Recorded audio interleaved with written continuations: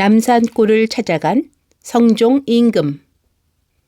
한 500년 전에 성종이라는 임금님이 있었습니다. 이 임금님은 불쌍한 사람을 도와주기 위하여 여러 차례 특별히 임시로 과거를 보는 것으로 이름이 났었습니다. 성종 임금은 밤이 되면 백성과 똑같은 옷차림을 하고서 서울 장안의 거리를 돌아다니며 백성들의 사는 모습을 살피고 세상 돌아가는 사정을 알아보려고 했습니다. 어느 날 밤 남산 밑을 돌았습니다. 남산 밑에는 남산골이라는 동네가 있었습니다. 이 동네는 벼슬도 못하고 가난하게 사는 선비들이 사는 동네였습니다. 어떤 오막살이 옆을 지나가려니까 그 집에서 우는 소리와 노래 부르는 소리가 나고 있었습니다. 성종대왕은 이상해서 그 집에 들어가 봤습니다. 그 집에는 머리가 하얀 영감은 울고 있고 젊은 남자 상제는 노래를 하고 젊은 여자 중은 춤을 추고 있었습니다. 성종 임금은 이런 광경을 보고 이게 어찌된 일이오? 하고 물었습니다. 그러니까 영감은 울음을 그치고 말했습니다. 저기 상복을 입고 노래를 하는 젊은 것은 이 늙은이의 자식이고 저 머리 깎고 춤을 추는 여자는 며느리입니다.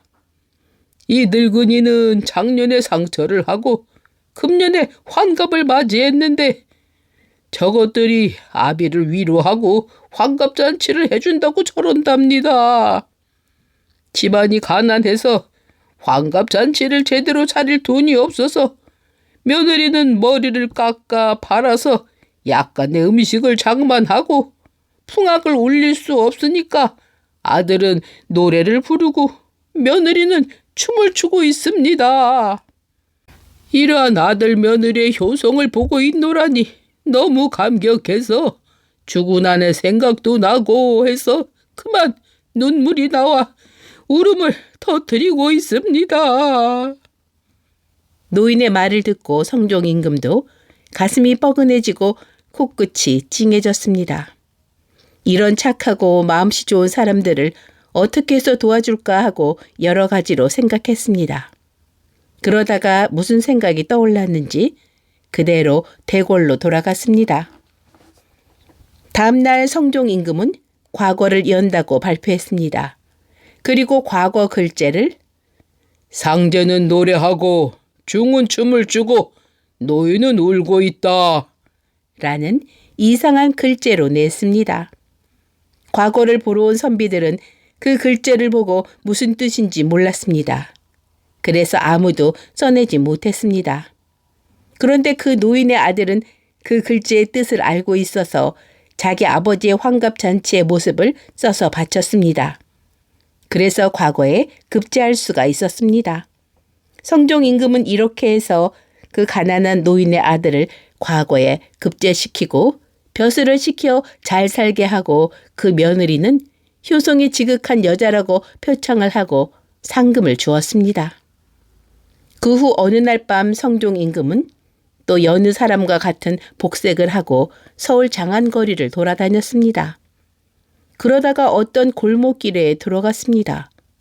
어떤 집의 문전에 까치집이 있는 나무에 남녀 두 사람이 올라가서 까까깍 까까깍 하고 까치 소리 같은 소리를 하고 있었습니다. 성종 임금은 이것을 보고 그리 가까이 갔습니다.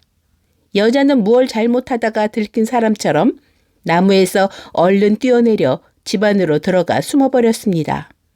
남자도 어색한 듯이 나무에서 내려왔습니다.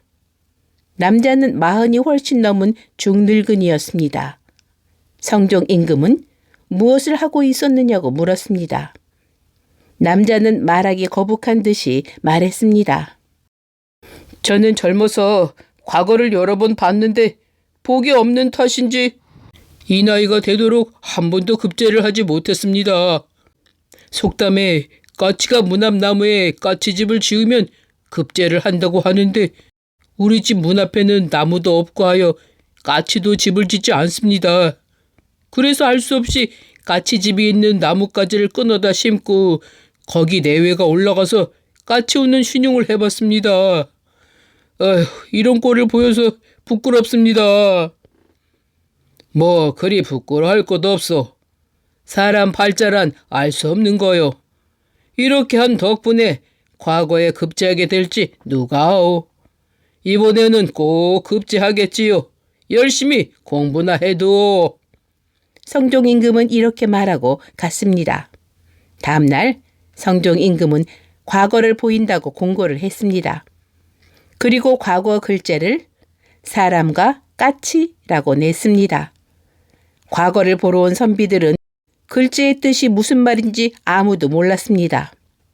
그러한 말은 옛글에도 없고 늘 쓰는 말에도 없어서 그저 멍하니 앉아서 붓방아만 찢다 말았습니다. 그런데 까치집에 올라가서 까치가 우는 신용을 한 선비는 그 과거 글자의 뜻을 알아서 자기 내외가 한 짓을 글로 잘 지어서 바쳤습니다. 성종 임금은 이것을 보고 장원급제를 시키고 벼슬을 내렸습니다. 그 뒤에 성종 임금은 또 밤에 서울 거리를 돌아다녔습니다. 어느 집 앞에 가니까 밤이 깊었는데 글을 열심히 읽고 있는 소리가 났습니다. 그 집은 다 쓰러져가는 오막살이였습니다. 이러한 집에서도 글 공부하는 사람이 있구나 하고 성종 임금은 그 글 읽는 사람을 보고 싶어서 그 집으로 찾아 들어갔습니다. 지나가던 사람인데 잘 때를 찾느라고 거리를 헤매다가 이 집에 불이 켜져 있어서 찾아왔습니다. 하룻밤만 재워주시오. 하고 말했습니다. 그러니까 그 집 주인은 하룻밤 재워주는 것은 어렵지 않으나 내일 아침거리가 없어서 재울 수가 없다고 대답했습니다. 성종 임금은 아침 염려는 하지 말고 그저 재워만 주면 된다고 말했습니다. 그러자 주인은 그렇다면 들어와서 쉬라고 했습니다. 성종 임금은 그 사람의 방에 들어가서 인사를 하고 나서 이렇게 밤이 늦도록 무엇을 읽고 있느냐고 물었습니다. 주역을 읽고 있다고 해서 몇 군데 어려운 것을 물어보니까 그 주인은 묻는 데 따라 즉석에서 아주 시원스럽게 설명해 주었습니다. 이 사람의 학식이 많은 것을 보고 성종 임금은 그동안 연구한 것이 있으면 보여달라고 했습니다. 주인은 휴지 같은 종이에다 써놓은 책 몇 권을 꺼내서 보였습니다. 성종 임금이 보니까 그 글은 모두 명문이고 깊은 학식이 담겨 있었습니다. 성종은 크게 감탄하고 참 모두 옷 같은 명문이요. 그런데 주인장은 이렇게 학식도 많고 재주도 있고 글도 잘하면서 과거를 보아 벼슬을 하지 않고 어째서 이렇게 파묻혀 사시오? 하고 물었습니다. 그러니까 주인은 예, 참 부끄럽습니다. 20살 때부터 과거를 여러 차례 봤습니다만 복이 없어서 한 번도 급제를 못했습니다. 그래서 지금은 보시다시피 끼니를 잊기조차 어렵게 돼서 종이와 붓을 살 돈은 없고 입고 나갈 옷도 없고 신고 나갈 신도 없소. 이제 과거가 열린다 해도 과거 볼 생각을 할 수 없게 됐소. 하고 말했습니다. 성종 임금은 이 말을 듣고 좀 부끄러운 생각이 났습니다.